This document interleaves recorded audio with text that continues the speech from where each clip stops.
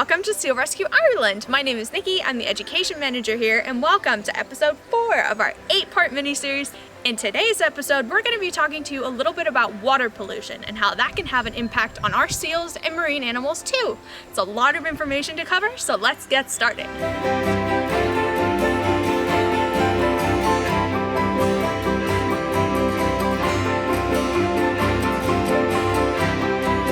Seals get sick just like humans do.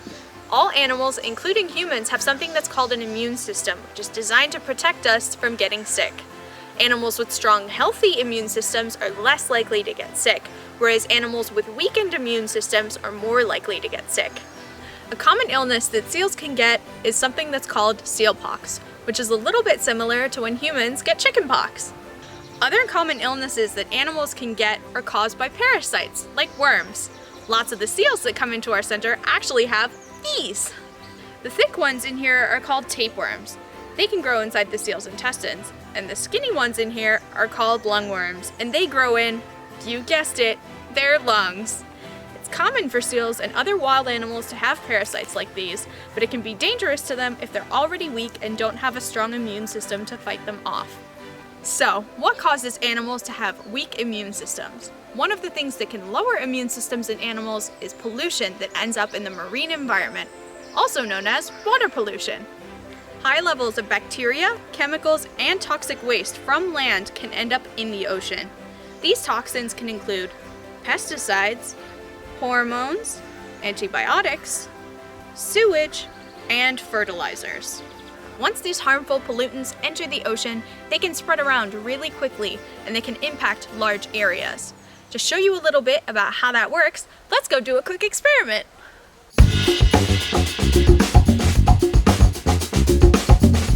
Hi, Scientist Shiva here. All water that falls down on land ends up in something called a drainage area, which includes smaller rivers, creeks, and ponds, but also farmland, playgrounds, and soil that we build our houses on. It acts like a gigantic funnel. The water travels through our groundwater, creeks, and streams into larger waters like rivers, and then eventually ends up in our ocean.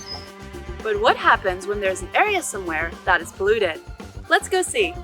My assistant Yannick designed this awesome ecosystem for us, with some land over here and some ocean over here, which is perfect for today's experiment. We've added some food coloring into some water to act as our toxins. So let's say that someone polluted the water with some toxins up here. Now let's make it rain. Can you see how the rain washes those toxins down into the ocean? Let's add some more pollution to our ocean. Perhaps a little bit of oil right next to the oil platform, and some plastics in this corner over here. As you can see, the pollutants are staying in their own little area for now. But if you have ever been down to the sea before, you know that the sea has waves and it also has lots of currents. So let's create some currents with the help of our iceberg and see what happens to all of our pollutants. As the iceberg melts, it will cause the water to swirl around a little bit more, mimicking currents in our oceans. As you can see, our currents are slowly sweeping the pollutants away from where they started, and they start moving all over the place. Currents act as giant conveyor belts, carrying chemicals and nutrients around the ocean, meaning that it's not just our seals that are affected. Let's talk a little bit about how we can help protect our oceans from water pollution.